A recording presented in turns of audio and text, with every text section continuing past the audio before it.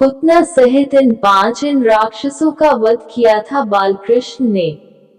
नमस्कार दोस्तों, आइए हमारे YouTube चैनल में आप सबका स्वागत है। हम आपके लिए बहुत ही मार्मिक कहानी लेकर आ रहे हैं। दोस्तों, श्री कृष्ण भगवान ने पूतना का वध किया था, उसके साथ साथ 5 राक्षसों का और वध किया था। बहुत ही मार्मिक कहानी है। इस कहानी को आप पूरा जरूर सुने क्योंकि आपको कुछ नया सुनने के लिए मिलेगा। भक्तों, हमारा आप सबसे कहना है, हमारे YouTube चैनल देहाती अनमोल कहानी चैनल को सब्सक्राइब जरूर करें। भक्तों, इस कथा को जरूर पूरा सुने। आप पूरा सुनोगे तो आपको कुछ समझ में आएगा। चलिए चलते हैं आगे। आपका ज्यादा टाइम नहीं लगाएंगे क्योंकि कथा में आप ध्यान देना जरूर। प्रोप्राइटर है प्रमोद यादव, ग्राम बादरी वाले। भक्तों, ध्यान देना। देवकी और वसुदेव के विवाह के समय आकाशवाणी हुई थी कि देवकी के गर्भ से जन्म लेने वाली 8वीं संतान कंस का वध करेगी। इसके बाद कंस ने देवकी और वसुदेव को मथुरा के कारागृह में बंद कर दिया था। कारागृह में कंस ने देवकी और वसुदेव की 7 संतानों का वध कर दिया। 8वीं संतान के रूप में श्री कृष्ण का जन्म हुआ और भगवान की माया से वसुदेव ने बाल गोपाल को यशोदा के घर पहुंचा दिया। कुछ समय बाद ही कंस को मालूम हो गया कि देवकी की 8वीं संतान का जन्म हो चुका है और वह गोकुल में है। इसके बाद कंस ने कई राक्षसों को बालक कृष्ण को मारने के लिए भेजा, लेकिन कान्हा ने उन सभी राक्षसों का वध कर दिया। यहाँ जानिए बालपन में ही श्री कृष्ण ने किन राक्षसों का वध कैसे किया था। पुतना का वध। भक्तों, ध्यान देना। बालकृष्ण ने सबसे पहले पुतना का वध किया।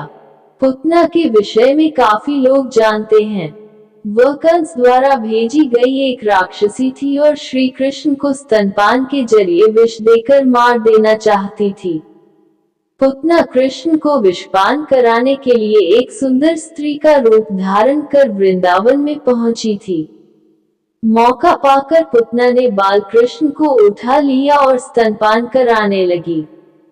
श्री कृष्ण ने स्तनपान करते करते ही पुतना का वध कर दिया। तृणावर्त का वध। भक्तों, ध्यान देना। जब कंस को यह मालूम हुआ कि पुतना का वध हो गया है तो उसने श्री कृष्ण को मारने के लिए तृणावर्त नामक राक्षस को भेजा।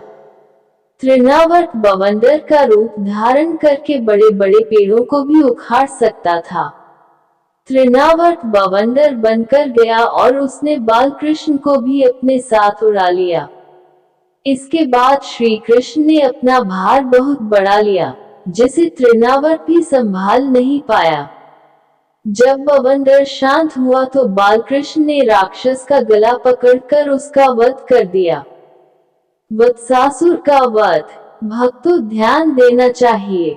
जब कंस को मालूम हुआ कि कृष्ण ने पुतना के बाद तृणावर्त का भी वध कर दिया है, तब उसने वत्सासुर को भेजा। वत्सासुर एक बछड़े का रूप धारण करके श्री कृष्ण की गायों के साथ मिल गया। कान्हा उस समय गायों का चरा रहे थे। बालकृष्ण ने उस बछड़े के रूप में दैत्य को पहचान लिया और उसकी पूंछ पकड़ घुमाया और एक वृक्ष पर पटक दिया। यही उस दैत्य का वध हो गया। बकासुर का वध। भक्तों, ध्यान देना। वत्सासुर के बाद कंस ने बकासुर को भेजा।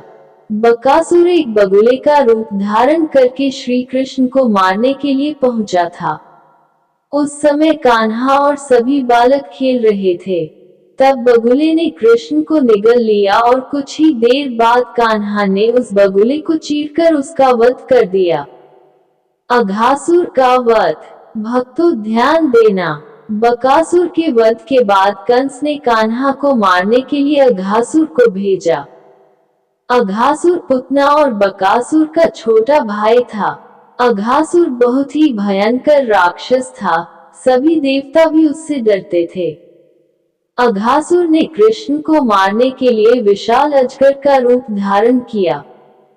इसी रूप में अघासुर अपना मुंह खोलकर रास्ते में ऐसे बन गया जैसे कोई गुफा हो। उस समय श्री कृष्ण और सभी बालक वहां खेल रहे थे।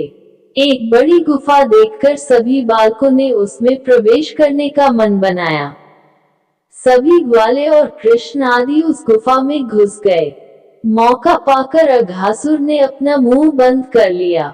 जब सभी को अपने प्राणों पर संकट नजर आया तो श्री कृष्ण से सबको बचाने की प्रार्थना करने लगे। तभी कृष्ण ने अपना शरीर तेजी से बढ़ाना शुरू कर दिया। अब कान्हा ने भी विशाल शरीर बना लिया था। इस कारण अघासुर सांस भी नहीं ले पा रहा था। इसी प्रकार अघासुर का भी वध हो गया।